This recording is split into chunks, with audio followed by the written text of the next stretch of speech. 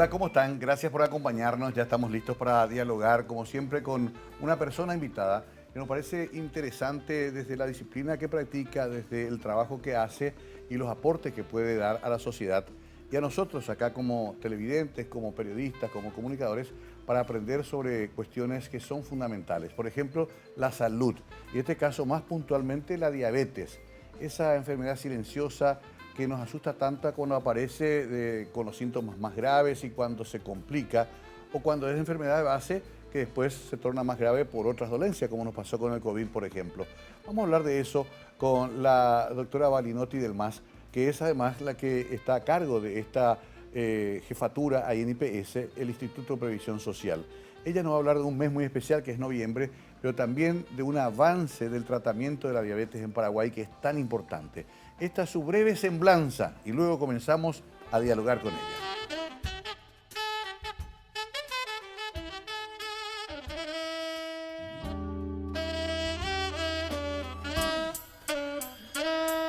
Doctora Elizabeth Balinotti del MAS.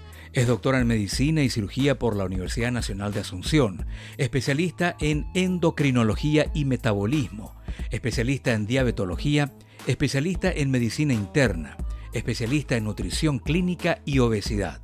Posee una maestría en nutrición clínica del adulto. Además, es especialista en docencia superior universitaria. Es jefe del servicio de endocrinología y metabolismo del Hospital Central del IPS. Además, coordinadora general de la Red Integral de Atención Integral a la Diabetes, IPS, Red Nacional. Es directora del posgrado de endocrinología de la Universidad Católica de Asunción. También es abogada por la Universidad Nacional de Asunción desde el año 2018.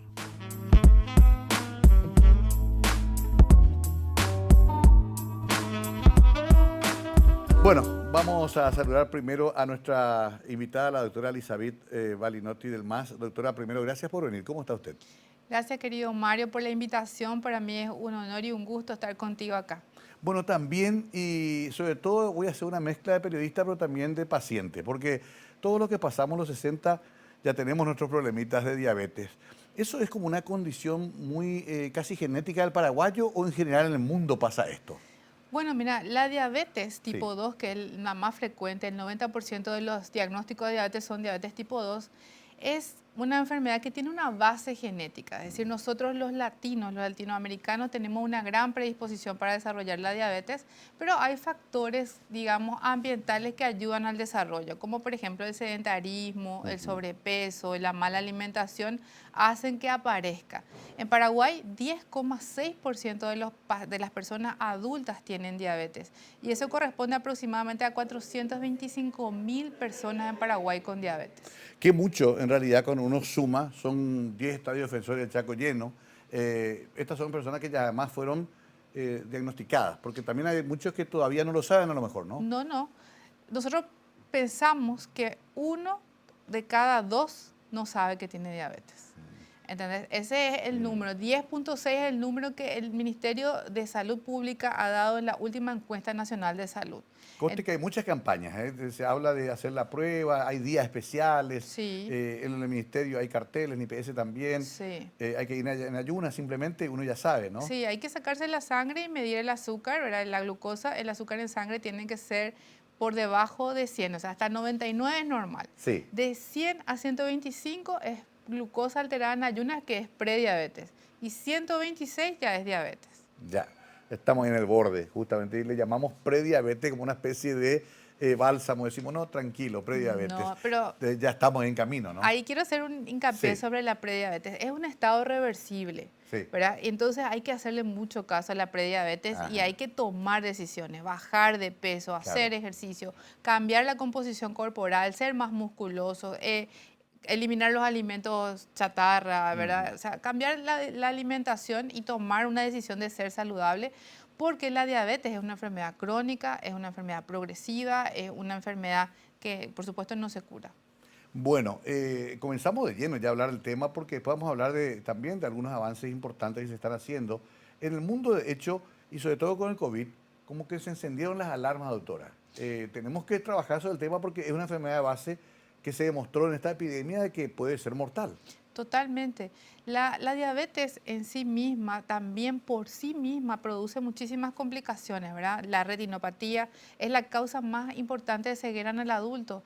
La nefropatía en Paraguay es una de las primeras causas de diálisis, ¿verdad? Necesidad de diálisis y trasplante renal también. Es la primera causa de amputaciones no traumáticas en el mundo entero, y en Paraguay ni qué decir, donde el pie diabético hay, el tratamiento multidisciplinario es un poco difícil. Y sobre todo son los costos. Las complicaciones de la diabetes son costosísimas, tanto para el paciente y su entorno social, como para cualquier institución que se dedica al tratamiento de ellas. ¿Qué es esta red integral de atención a la diabetes? ¿Qué hicieron? ¿Una especie de acuerdo general, trabajar más coordinadamente? ¿En qué consiste? Bueno, la red integral de atención a la diabetes es una conjunción de médicos, especialistas de diferentes especialidades, nutricionistas, psicólogos, podólogos, educadores en diabetes, que están, digamos, entrenados y distribuidos en 16 departamentos del Paraguay, en las instituciones de IPS, y liderados, digamos, por el Servicio de Endocrinología del Hospital Central. Lo que logró esto es un tratamiento protocolizado de la diabetes, y también con las mejores medicaciones disponibles. Incluso en el mundo nosotros tenemos eso en el Instituto de Previsión Social, y hemos demostrado además que desde la instauración de esta red, que fue en el 2018 hasta ahora, logramos un ahorro importantísimo. Antes salía 31 millones de guaraníes por paciente por mes en promedio, un paciente con diabetes.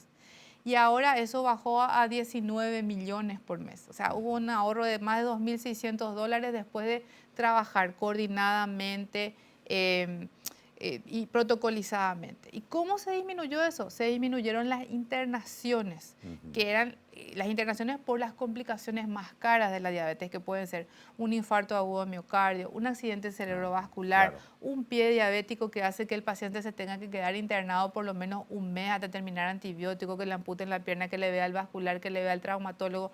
Y todo eso es factible de prevenir, ¿verdad? No llegar a eso. No llegar a eso. Entiendo. Y lo otro es la insulina. ¿Eso se fabrica o no se fabrica en Paraguay? No, no se Todavía no, dependemos de lo que importamos. No, la insulina es una hormona, ¿verdad? Se hace con ingeniería genética, digamos que se cambia una bacteria, una E. coli puede ser, y la Sí. E. coli entonces produce la insulina, que tiene casi exactamente el mismo orden de los aminoácidos que tiene la que produce nuestro cuerpo. Ajá.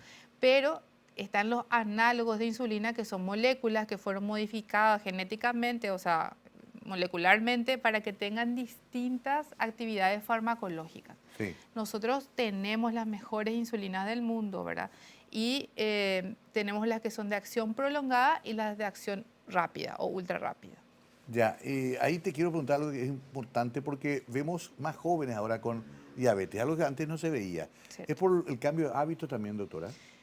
Sí, la respuesta es sí.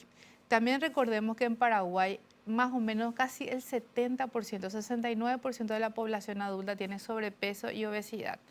¿Entendés? Y el sobrepeso y la obesidad son factores, digamos, desencadenantes de la diabetes muy rápidamente. Y eso hace que tengamos pacientes cada vez más jóvenes, incluso niños y adolescentes solemos encontrar ya con diabetes mellitus tipo 2. Tengo una hija con diabetes gestacional. Sí. Se le manifestó en el nacimiento de su primer hijo y ya se le quedó. ¿Eso qué es realmente? Bueno, la diabetes gestacional es la alteración del metabolismo del azúcar que aparece en el embarazo, durante el embarazo, ¿verdad? Y necesita ser diagnosticado, necesita ser tratado, y cuando se trata, idealmente debe ser tratado con insulina. Claro. Y algunas mujeres permanecen ya con diabetes después del embarazo, y otras, muchas, la mayoría de ellas, vuelve a la normalidad, pero su riesgo de desarrollar diabetes a lo largo del tiempo es muy alto. ¿Pero por qué se manifiesta cuando se embaraza la mujer? Porque la insulinoresistencia aumenta cuando el embarazo por las hormonas de la placenta.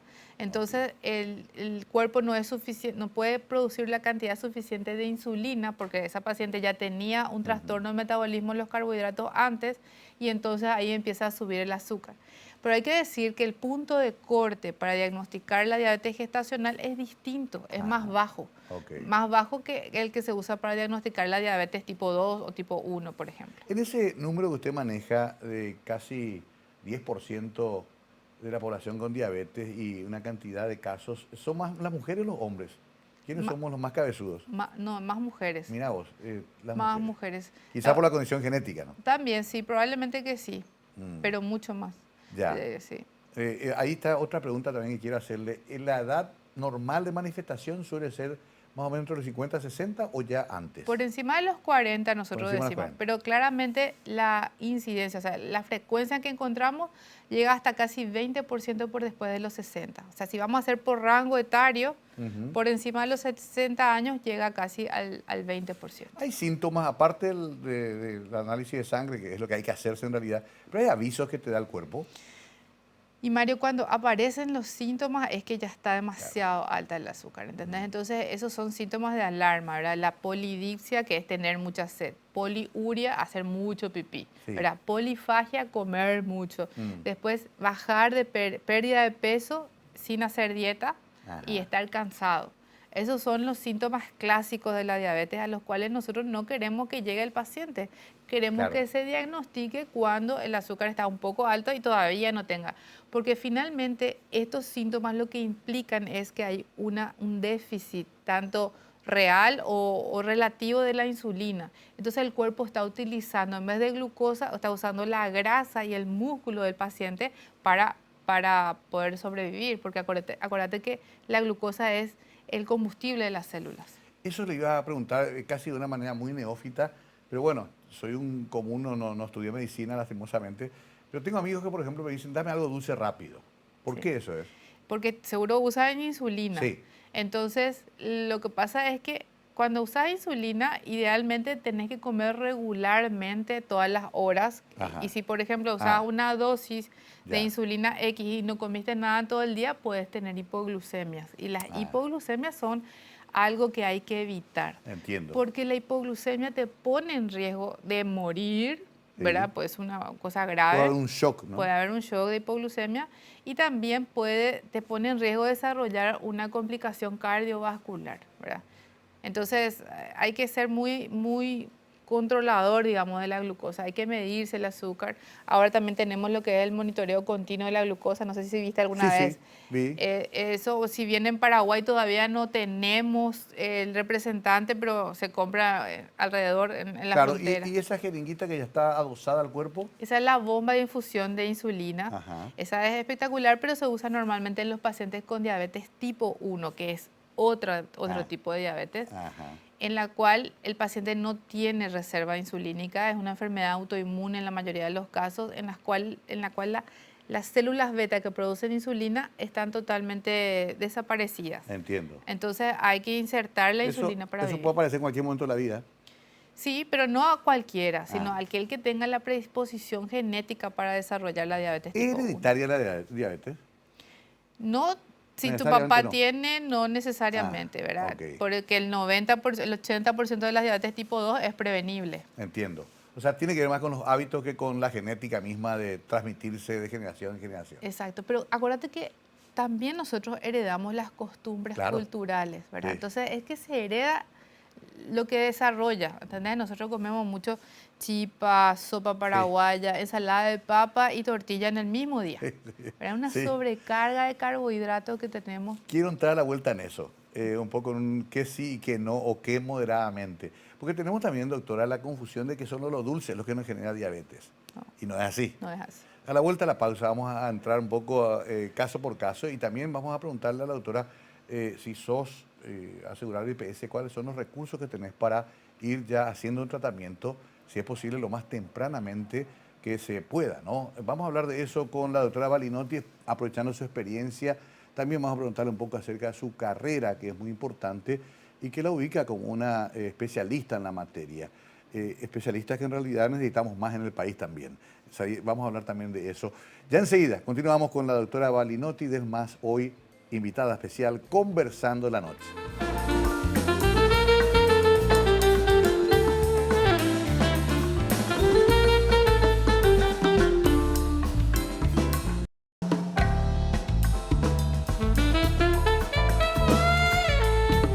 La doctora Elizabeth Balinotti del MAS es nuestra invitada especial esta noche. Vos sos jefa del área de endocrinología. Sí, yo soy jefa del servicio de endocrinología del Hospital Central del Ajá. Instituto de Previsión Social, que es el servicio más grande de endocrinología de Paraguay en este momento. Ujú. Tenemos 20 especialistas, entre ellos endocrinólogos y diabetólogos. Tenemos 2 residentes, un residente de primer año y dos residentes mujeres de primero y segundo año. Una de ellas ahora mismo está en España haciendo una pasantía. Y así. ¿Qué diferencia entre endocrinólogo y diabetólogo?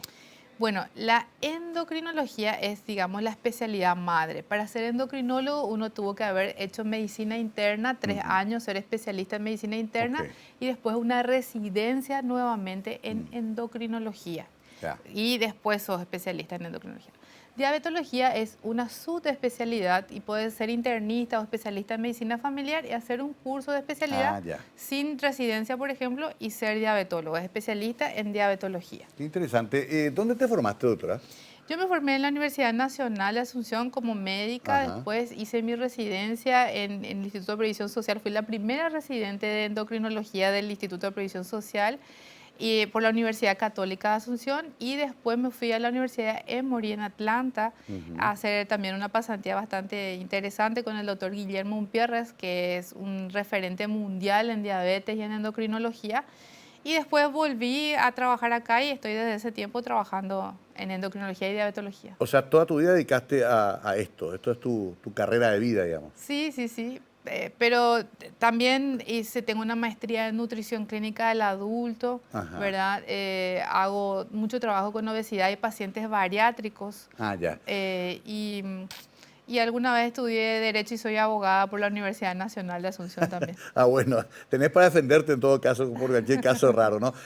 Ahí dijiste algo importante, el famoso bypass, donde se usa Sí. esta tecnología nueva. Se anda diciendo por ahí que puede ser una cura para la diabetes. ¿Qué información puedes compartir? Bueno, sí, la cirugía bariátrica es uno de los pocos mecanismos que tenemos para revertir la diabetes, pero tiene ciertas características del paciente en el cual se hace un bypass gástrico y revierte. Tiene que ser un paciente que tiene diabetes de corta evolución, esos son los que mejor, digamos, Ya. mejoran, ¿verdad? Hasta 5 años por ahí puede ser que revierta, pero siempre el bypass gástrico les produce un beneficio importantísimo en el control metabólico, por supuesto en la disminución de peso y en la cantidad de medicamentos que se necesitan para controlar el azúcar. Claro, ¿esto ya se practica en IPS o todavía no? Sí, sí, ¿Se sí, está haciendo? en IPS se hace. Porque es una operación cara. Es una operación cara, sí, es una operación cara y en IPS tenemos uno de los mejores especialistas que trabaja ahí, que es el doctor Dionisio Grance. Pero ¿sabes por qué te pregunto? Sí, lo conozco al doctor Grance también. Porque esta vez se tomó como una especie casi de operación estética. No. Para ser más flaco, yo otra vez quiero tener mi pancita de los 30, 20 años. Sí. No es para eso. Bueno, también sirve. Claro. Pero no es una cirugía, es una cirugía metabólica, ¿verdad? Y cada vez más bajó el punto de corte de la indicación, ¿verdad? Porque Sí. nosotros antes indicábamos cirugía bariátrica a aquellos que tenían un índice de masa altísimo, Claro. de 40, una super Obesidad muy grande, ¿no? Pero ahora con un índice de masa de 30 y con comorbilidades como la diabetes, es indicación precisa de la cirugía bariátrica. Lo otro es acá. Yo me puedo hacer la cirugía bariátrica, pero si sigo comiendo como un bestia, si sigo comiendo lo que se me antoja, si me gusta la tortilla, la empanada, el meyú todos los días, no sé dónde voy a ir, doctora. Mario, yo te quiero decir algo que quisiera que quede instalada Sí. esta cuestión. Es que la obesidad no es una enfermedad psicológica ni tampoco mental, es una enfermedad neuroendocrina. Un día podemos hablar A ver, todo qué de eso. interesante, pero cortito definime eso. Es una enfermedad neuroendocrina donde las hormonas, los neurotransmisores que producen apetito y los que producen saciedad están desencajadas. Entonces tenemos muchas hormonas que producen hambre y pocas que producen saciedad. Y Ah, entonces es una enfermedad que no tiene una cura, es una enfermedad crónica. Y la cirugía bariátrica, ¿qué es? Es una herramienta. ya. Nosotros ahora tenemos otras drogas como los análogos del GLP-1, ¿verdad? Que son Sí. el famoso, la semaglutide, la liraglutide, y una nueva que se aprobó hace poco para la diabetes, pero que baja muchísimo de peso, se llama tirzepatide, y otras que van a ir saliendo como la retatrutide. Ujú. Van a ser, va a cambiar la historia de la obesidad en los siguientes años, ¿verdad? Mm, Probablemente va a ser gordo solamente el que no pueda pagar esa claro, medicación, claro. porque ahora ya sabemos dónde está el trastorno. Qué interesante, da para un programa completo, pero me estoy nomás quedando con la idea de que es muy parecida a las enfermedades de adicción, donde a veces ya ni siquiera la voluntad es posible, Sí. porque va por otro camino. Mi hija me suele decir, es nutricionista, me dice, papá, sos un terminador, siempre tenés que terminar todo el plato. Dejá la mitad, ya está bien, ya comiste bien, pero venimos a esa formación de querer liquidar todo con el pan si es posible, ¿verdad? Y Sí. comer. Eso también, no sé a qué responde, porque ya está la saciedad, ya estás, pero seguís comiendo. Bueno, ahí también hay una cuestión de conducta aprendida, ¿verdad? Mm, Que hay que desaprender. Pero el que es obeso, es una enfermedad neuroendocrina y te digo, no tiene una cura específica, mm, solo tratamientos y hay que abrazar la ciencia. sí, Porque si el paciente necesita cirugía bariátrica, está bien, hay que operarle. Si necesita cirugía bariátrica más una droga, también, ¿entendés? mm. Lo que sí es que no hay que acabar las herramientas. Hay que seguir siempre tratando de mantener el peso más saludable. En el lenguaje de las adicciones se habla de premiarse. Mm. Uno tiene una abstinencia y después se premia. ¿Con la comida también? Y puede ser una conducta real, Mm, pues se ujú. premian, pero no es tanto así como premiarse. Lo que pasa es que la obesidad, en realidad esa capacidad que tenemos mucho de juntar la grasa, era un rasgo positivo evolutivo. Claro, claro. ¿Entendés? Y Mm, acuérdate que en la evolución la gente no vivía más de 40 años, o sea que ese sí, rasgo positivo que después fue negativo no se pudo eliminar con la selección natural, porque nosotros ya nos reproducimos antes de los 40 años. O sí, sea, es todo un proceso evolutivo también, ¿verdad? claro. Entonces, la obesidad se protege a sí misma. ¿Entendés? Vos podés tener, por ejemplo, 40 kilos de más, bajás 20 y después el paciente que vos ves sube 20, pero sube Sí, 25. ¿Por sí. qué? Porque el cuerpo intenta buscar un punto más alto para que después no le falte energía en el momento de una sequía. Mm, ¿Entendés? qué interesante Es eso. un trastorno. Casi el hombre de las cavernas todavía en ese sentido, ¿no? Somos, Que de verdad. acumulaba. ¿Mm? Nosotros no cambiamos Mm, genética y biológicamente. ujú. Y para este problema neuroendocrinológico, cuesta Sí. decirlo, ¿hay también medicación, hay tratamiento? Sí hay. Sí hay ahora disponible, ¿verdad? Tenemos aprobado tanto la semaglutide como la liraglutide, que son análogos de una hormona que se produce en el intestino, ¿verdad? Ajá. Que se llama péptido parecido al glucagón. Sí, Y eso interviene en el circuito ese de comunicación. interviene en el hipotálamo, ¿verdad? Ajá, En los mecanismos de saciedad, pero ajá. también son hormonas pleiotrópicas, o sea, con receptores en todos lados, y lo que hacen es tener un efecto antiinflamatorio, protector cardiovascular, disminuyen el vaciado gástrico, o sea, Ujú. tienen una cantidad de mecanismos que lo que hacen es disminuir de peso y producir una protección cardiovascular muy importante. Quiero todas esas drogas, doctora, pero bueno, vamos a ir a poquito. Me quedé pensando en lo siguiente, el alcohol Sí. para el diabético, ¿qué efectos causa? No es bueno. No es buena compañía. La Mm, respuesta sí no es buena, pero puede tener un efecto aleatorio. Por ejemplo, en los pacientes que utilizan insulina le puede producir o una hipoglucemia severa o puede mm, tener una hiperglucemia, ¿verdad? O sea, mm. no es bueno el alcohol para los pacientes con diabetes ni para ningún Claro, paciente. para ningún paciente. De hecho, nosotros los médicos no pretendemos que usen alcohol, no está bien. Claro, entiendo bien, es clara la respuesta. Vamos a nuestro menú. A ver, cuesta romper la costumbre, la cuestión cultural. Tenemos una formación casi ya de nuestras abuelas de comer frituras, de comer abundante. Me decía mi madre, que en paz descanse, que el paraguayo tenía hambre desde la guerra por las privaciones que sufrió en la Triple Alianza. Mucha gente moría de hambre. Sí. Nuestros campesinos sufrieron mucho durante las dos guerras que tuvimos. Y esto está en nuestro sello, en nuestro gen. Ahora, ¿cómo modificamos eso? cuando te dicen no frutas en vez de la empanada de mediodía, pastas vamos a bajar un poquito. Hay que hacer una especie de menú y trabajarlo diariamente. Mario, la verdad es que el conocimiento te da poder, Mm. ¿verdad? Nosotros tenemos que consumir sí o sí proteínas, por Sí, ejemplo, ¿verdad? ¿Y qué pasa con nosotros los paraguayos? Comemos muchísimo carbohidrato y de repente creemos que está bien comer solo frutas y verduras. Y ajá, deberíamos comer huevo, carne, pollo, claro. pescado, yogur. Y tener una idea de que tendrías que consumir entre 1 y 1,2 gramos de proteína por día, por Ujú, kilo peso.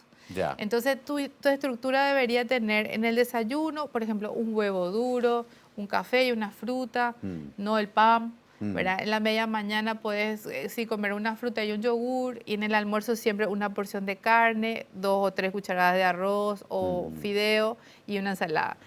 ¿Qué es lo que pasa? Nosotros comemos al revés. Comemos un plato entero de arroz blanco con un pedacito de carne y ninguna verdura, ¿verdad? sí. Hay bastantes factores, desde económicos hasta socioculturales, que nos hacen elegir eso. Pero tenemos que ser optimistas y ir entendiendo que el cuerpo es como un laboratorio y exactamente funciona con respecto al tipo de combustible que consumimos, ¿entendés? Si Ujú, consumimos mucho carbohidrato, juntamos muchísima grasa, sí. ¿entendés? Y ahí Entiendo. Yo también soy optimista como doctora, me gusta que sea así. El yogur, por ejemplo, hace 30 años casi no se conocía en Paraguay. No, no se no consumía. se Yo, consume. yo soy más Sí, grande que vos y sé sí, que fue una novedad rara el yogur. Ahora sí ya está incorporado a la dieta. sí, está incorporado. Han aparecido también muchas variedades de oferta en las góndolas de comidas dietéticas, de, qué sé yo, pan dietético, galletita. O sea, hay más opciones que hace 20, 30 años, ¿no? Sí, Mario, pero recordemos que nuestra población, o sea, ponerle que hay una X población, menos del 10% que puede ir a las góndolas dietéticas. Claro.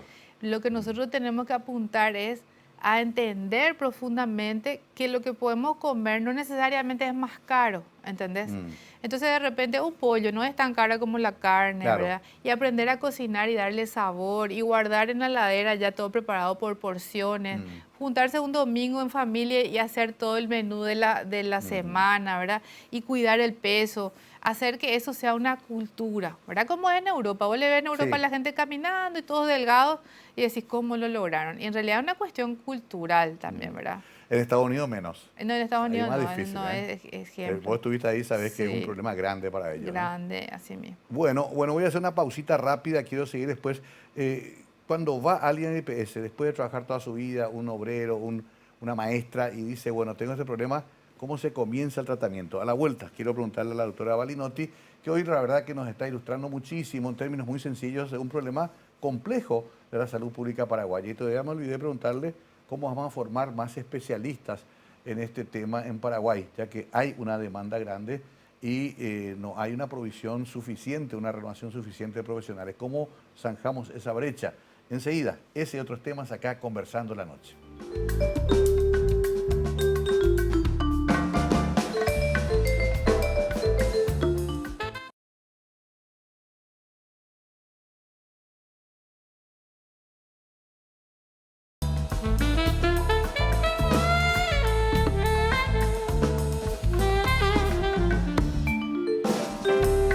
Seguimos hablando con la doctora Balinotti, le estaba investigando ya en el corte, única médica en su familia, caso raro, porque normalmente son familias de médicos. ¿Qué te trajo de la medicina? Pues es que iba a estudiar contabilidad y después tengo un primo, sí, un Ajá. primo que es médico, estudia medicina, me gustaba. Entonces le pregunté a mi papá, papá, ¿vos me podés mantener 6 años más? Él me miró así, y sí, me dijo. Y bueno, y ahí entonces entré al cursillo e ingresé y Sí, porque el estudiante de medicina no tiene tiempo para nada, ¿no? no, nada, No puede sí. hacer un rato medicina y después trabajar en un shopping. No, pero me acuerdo que cuando ingresé en la Universidad Nacional, ¿verdad? Ajá. Y mi papá se fue conmigo, miró así. Me dijo, nos subimos al auto, yo estaba feliz. Y me dijo, lo único que te pido es que termine en 6 años. Re me ofendí luego. Por supuesto que sí, decía yo. Bueno, y así. Sí. Pero fue una aventura maravillosa estudiar medicina, de verdad. Claro, ¿no? Me imagino que toda una forma de vida y de mucho sacrificio también convengamos. Yo creo que no, al que le gusta, esto no es Mm, sacrificado. Ahora es un poco distinto tal vez, ¿verdad? mm, Porque hay demasiadas facultades, se les reciben más de 1000, sí, más de 1000 chicos y no hay residencia para todos. Claro. O sea, no hay lugar para hacer la residencia. Ese es un problema grande, doctora. Yo creo que sí, porque el médico cuando se recibe no es que sepa mucho. Claro. ¿Entendés? Tenés que hacer... Como toda profesión. Como en toda profesión, claramente. Tenés que hacer una especialidad, ¿verdad? Y las 4 grandes, ¿sabes? Son medicina interna, pediatría, cirugía y ginecología y obstetricia, ¿verdad? Entonces, esas son las grandes y ahí tienen que entrar. Hay también medicina familiar ahora, Sí. ¿verdad? Como una grande. Y no hay tanto espacio, creo que hay como 400, 450 lugares y el resto queda sin residencia, tiene que volver a rendir el año siguiente y es un peligro, ¿verdad? Porque trabajar también sin tener una especialidad es complejo. Y después, por ejemplo, para ser endocrinólogo tenés que hacer medicina interna y después hacer la residencia en endocrinología. Y en Paraguay hay solamente 3 lugares. Sí. Uno en el servicio de endocrinología, donde yo soy directora del posgrado de la Universidad Católica, y 2 lugares en el Hospital de Clínicas por año. ¿Eso es todo lo que hay? Es todo lo que hay. Es muy poco. Es muy poco. Pero ¿cómo se explica teniendo tantos enfermos diabéticos en Paraguay? Tendría que ser una de las especialidades estrellas. Y por eso nosotros en el Instituto de Previsión Social creó los primeros, o sea, 120 diabetólogos en 2 tandas hicimos con la Universidad Católica.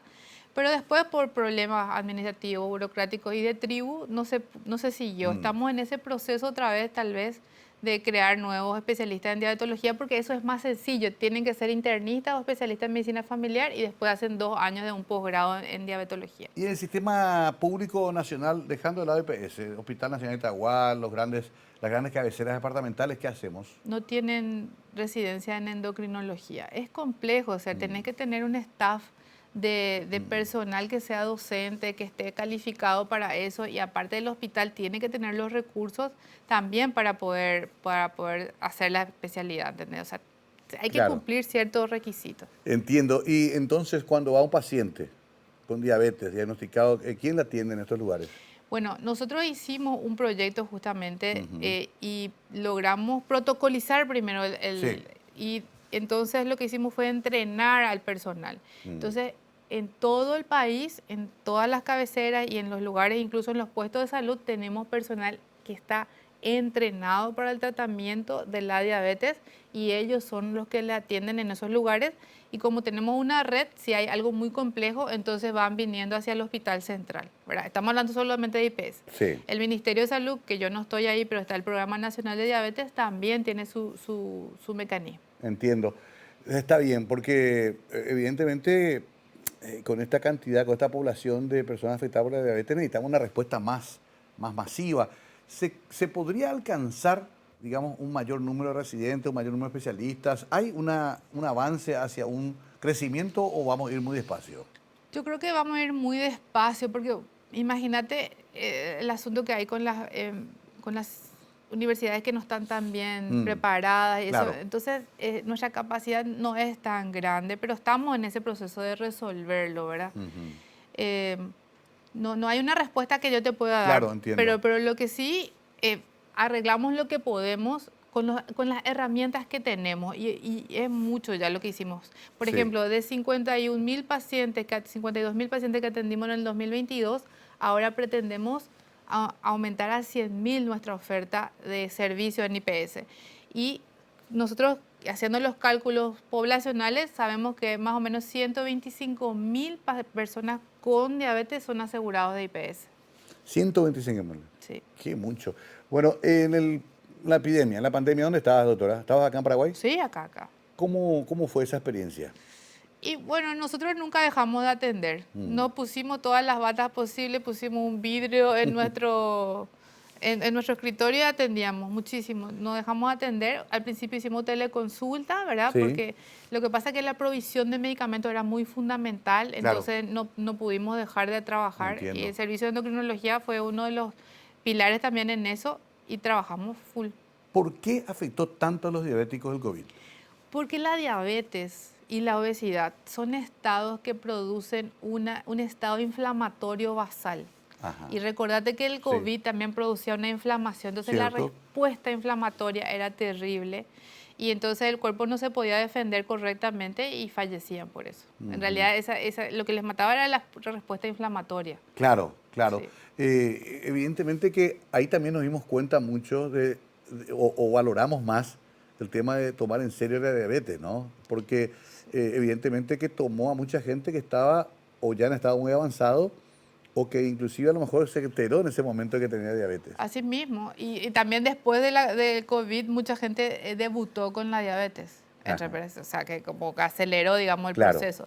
Ajá. Pero sí, la diabetes, yo creo que es una cuestión cultural todavía, nomás no llegó toda la información, pero tener diabetes no es una condena a tener las complicaciones de la diabetes, ¿verdad? Ujú. Lo que condena al paciente a tener las complicaciones es el no control metabólico. Y hay que ser muy numérico con la diabetes. Vos tenés que Ujú. tener una hemoglobina glicada menor a 7%. El azúcar en ayunas tiene que estar entre 80 y 130 como máximo.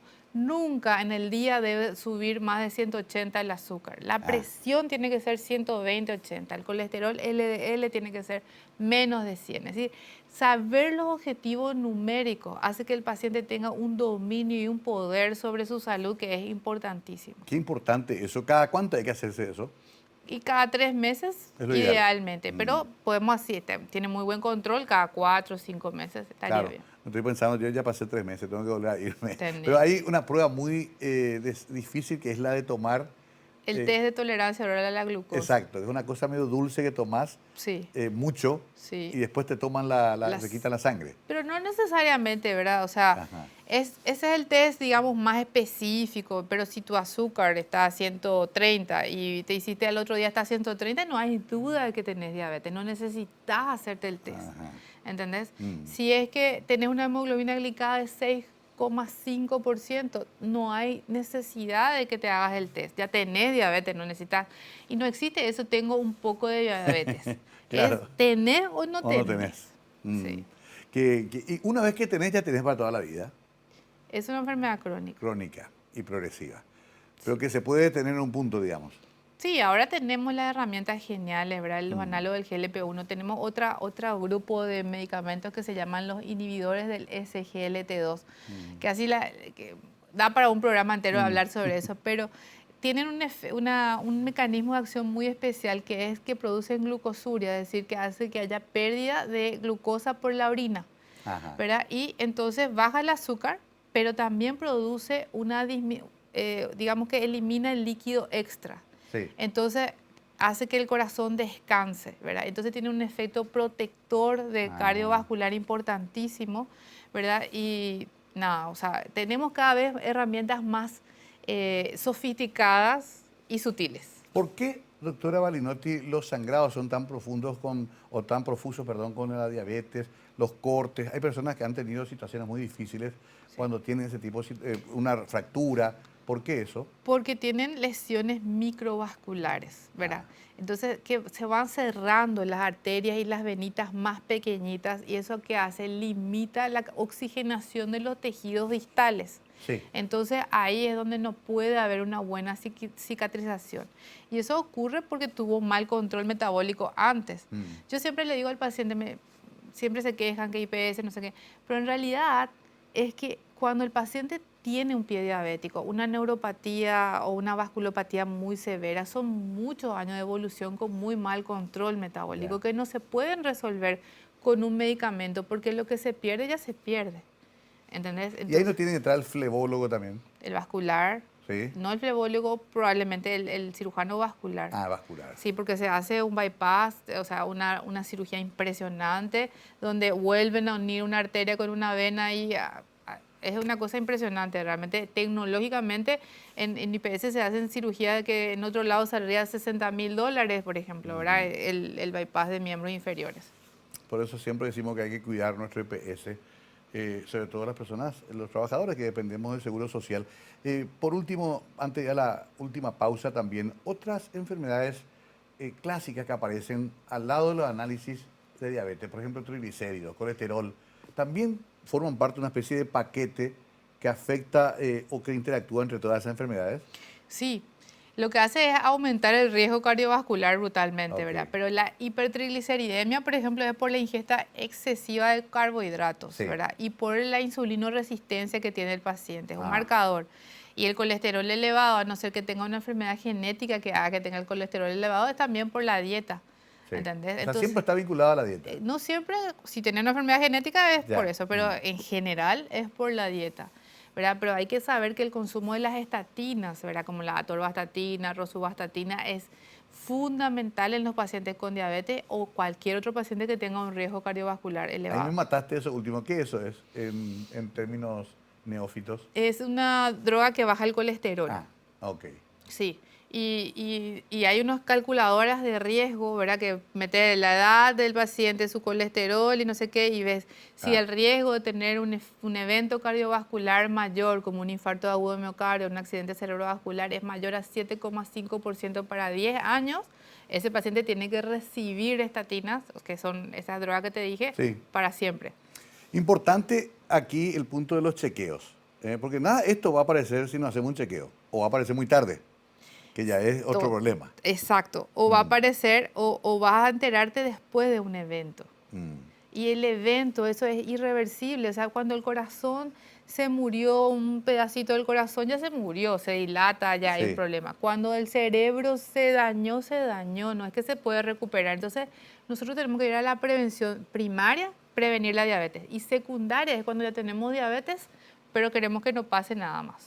Bueno, señor, señora, si usted tiene más de 40, ya sabe, pida nomás turno ya con su clínico y hágase un análisis o con su especialista endocrinólogo y hágase un análisis. Es lo mejor que podemos hacer para estar tranquilos y saber qué hacer en consecuencia. Breve pausa, estamos con la última parte de esta agradable conversación, pero además muy ilustrativa, con la doctora Balinotti del MAS.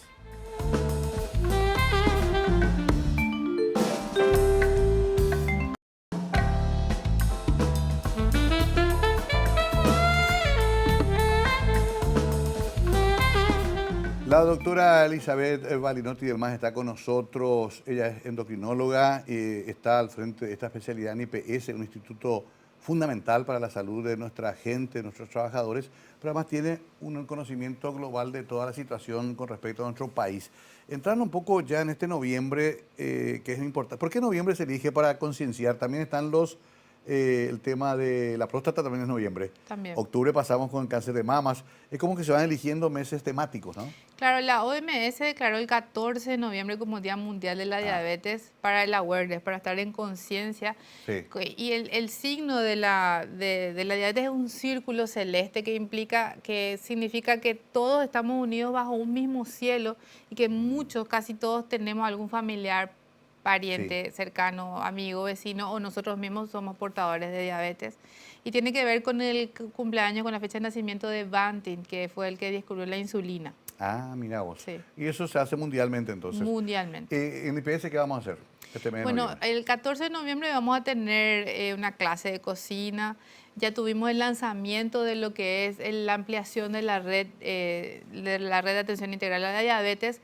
Y vamos a tener actividades con los pacientes. Y el 17 de noviembre, viernes, vamos a tener en el Parque de la Salud también una actividad con los adultos mayores y con toda la gente que quiera ir. Vamos a tener clases, vamos a hablar sobre las complicaciones y la prevención, ¿verdad? Pero lo que queremos siempre es estar también en contacto con todos ustedes porque los medios de comunicación hacen que haya una conciencia sobre esta enfermedad y sobre todo que es prevenible. Y las complicaciones también son prevenibles. ¿Uno puede contactar por redes sociales con ustedes?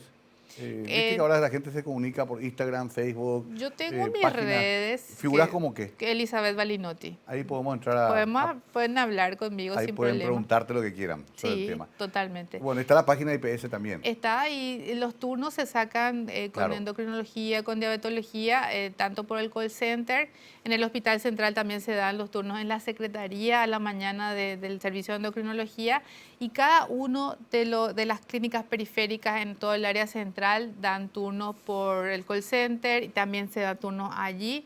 Y en los puestos de salud de cada lugar y en los hospitales cabecera también hay turnos disponibles. Con este nuevo entrenamiento de 167 médicos nuevos tenemos casi 20.000 turnos disponibles al mes más. Qué interesante esto. Sí. 20.000 al mes, más de lo que te tenía. Que sí, teníamos 125.000 al año. Bueno, que sigamos así, doctora, se nos va acabando el tiempo. Por último, tu recomendación. Hay mucha gente mirando en esa cámara y quiero que le hable a la gente que por ahí tiene miedo y el miedo paraliza muchas veces. Sí. ¿Qué tiene que hacer una vez que es diagnosticado con diabetes? Simplemente es adecuarse a un estilo de vida saludable, caminar todos los días, tener una actitud positiva ante la vida, tomar su medicamento, porque uno de los grandes problemas es la adherencia a la medicación, ¿verdad? Tomar la medicación y consultar al menos cada 3 meses y conocer los valores de hemoglobina glicada que tiene el paciente y saber que tiene que ser 7 o menos por ciento de hemoglobina glicada para tener buen control. Pongámonos en acción, gente, hay que cuidarse, es parte de nuestra misión en la vida también, y hoy tenemos más recursos, tenemos también un mejor despliegue de algunos servicios como el caso del IPS. Querida doctora, gracias por venir, la verdad que aprendí mucho de vos, fue como una consulta privada, pero la compartí con miles de personas que van a ver este programa en Mega TV. Gracias por venir y sobre todo mucha fuerza con este trabajo que te toca encabezar con un grupo de gente muy grande e importante. Gracias de todas maneras. Muchas gracias, Mario. Un placer. Igualmente, doctora Elizabeth Balinotti del MAS. Hablábamos de diabetes concretamente. Es la gran enfermedad de los paraguayos. Es la que aparece en todas las familias. Está ahí.